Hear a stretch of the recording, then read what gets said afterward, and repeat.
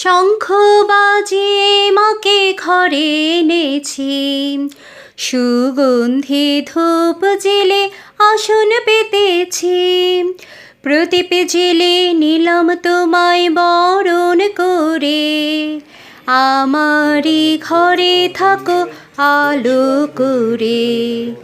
এসো মা লক্ষ্মী বসো ঘরে, আমারই ঘরে থাকো আলো করে। এসো মা লক্ষ্মী বসো ঘরে, আমারই ঘরে থাকো আলো করে। নমস্কার বন্ধুরা, কেমন আছো তোমরা সবাই? আমি অনামিকা চলে এসেছি আর নতুন একটি ভিডিওর সাথে। জানি দুর্গাপুজো চলে গেছে, লক্ষ্মী মায়ের আগমন ঘটেছে। তো সবার দুর্গাপুজো কেমন কেটেছে আমাকে জানাতে কিন্তু ভুলো না। খুশির আলোয় ভরে উঠেছে প্রতিটি পরিবার। মা লক্ষ্মীর আশীর্বাদে সব অশান্তি দূর হয়ে যাক, সকলের মনে লাগুক ভালোবাসা ও উৎসবের রং, সকলের জীবন সেজে উঠুক সুখে শান্তিতে এবং সমৃদ্ধিতে। সবাইকে জানাই কোজাগরী লক্ষ্মী পুজোর আন্তরিক ভালোবাসা ও অভিনন্দন। কোজাগরী লক্ষ্মী হল লক্ষ্মী দেবীর আরেকটি নাম। বাঙালি হিন্দুদের জনপ্রিয় একটি উৎসব। প্রতিটি ঘরেই লক্ষ্মী পুজো হয়। দুর্গাপুজোর ঠিক 4 দিন পরে অনুষ্ঠিত হয় কোজাগরী লক্ষ্মী পুজো। এসো মা লক্ষ্মী বসো ঘরে, আমারই ঘরে থাকো আলো করে।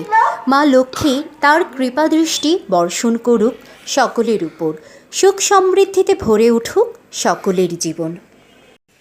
ধনদেবী মা লক্ষ্মীর আশীর্বাদে যেন প্রতিটি ঘরে সমৃদ্ধির জোয়ার আসে, আনন্দ বিরাজ করুক নিত্যদিন। মা লক্ষ্মীর কাছে আমরা সবাই এই প্রার্থনাই করি। মহালক্ষ্মী হল আধ্যাত্মিক পবিত্রতা ও অনাসক্তির প্রতীক। অন্তর দিয়ে মায়ের আরাধনা করলে তিনি সকলের মঙ্গল বিধান করেন। শরৎকালে কোজাগরী লক্ষ্মী পুজোর দিনে দেবী জাগ্রত থাকেন। মায়ের সাথে আমাদের সম্পর্ক শুধু মা আর মেয়ের নয়, ভক্তিরও। মাকে ডাকো অন্তরের ভক্তি দিয়ে, মায়ের পায়ে আমাদের ভক্তিটুকুই নিবেদিত হয়। এ পর্যায়ে চলছে মায়ের হোম। হোমে আমরা কি আহুতি দিই? আহুতি তো দিতে হয় বৈদিক পুজোর নিয়ম অনুসারে ঘি, তারপর হচ্ছে জগ ডুমুরের ডাল, আরও আনুষঙ্গিক অনেক কিছু লাগে, ডাবের জল, দুধ, কাঠ, আর সর্বোপরি যেটা ছাড়া হোম হয় না সেটা হচ্ছে অগ্নি। কিন্তু আমার দৃষ্টিতে হচ্ছে আমরা মানুষ হিসেবে দিন দিন বড় অহংকারী হয়ে যাচ্ছি। আমাদের আত্ম যে শুদ্ধিটা সেটা সম্পূর্ণভাবে কমে আসছে। মানুষকে অপমান করতে আমরা কখনো দ্বিধাবোধ করি না।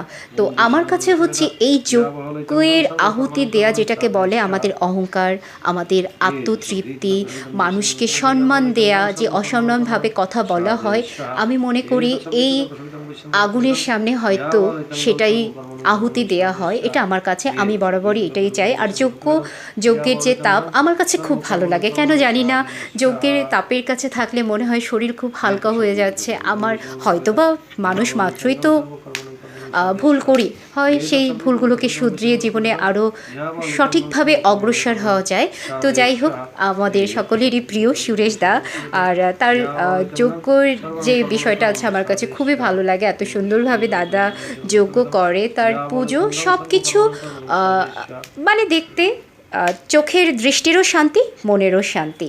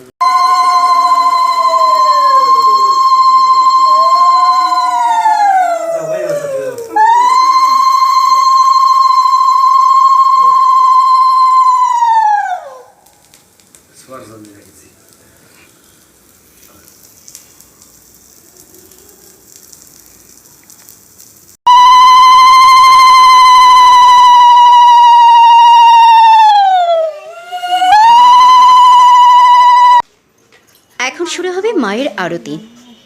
প্রতি বৃহস্পতিবারই আমাদের সপ্তাহে লক্ষ্মীবার থাকে, তবে কোজাগরী এই পুজোতে দেবী যেমন জাগ্রত থাকে তেমন কৃপা দৃষ্টিও দানও করে।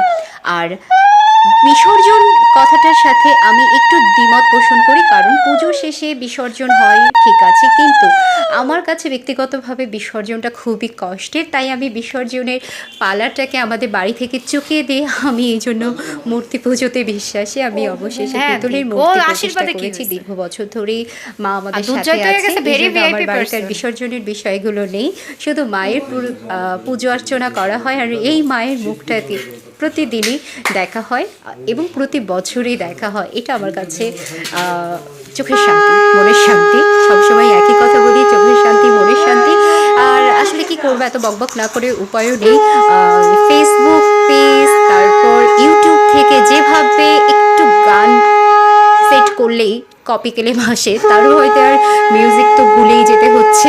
শুধু এই যে অনামিকার বাচালগিরি আর হচ্ছে বকবক বকবক শুনতে শুনতে তোমাদের কান ঝালাপাড়া করে দিই আমি, আর এটা আমার করতেও ভালো লাগে। যাই হোক, আমাদের পুজো শেষ হয়ে গেছে। নিয়ম অনুসারে প্রতি বছরে পাঁচালি আমি পড়ি, তো আমার এই কাজটা পরে সেটাই আমি করছি, যদিও আমাকে খুব জোরে উপসে ধরে গেছিলো, সেটা আমার কথার আওয়াজ শুনলেই বোঝা যাচ্ছে।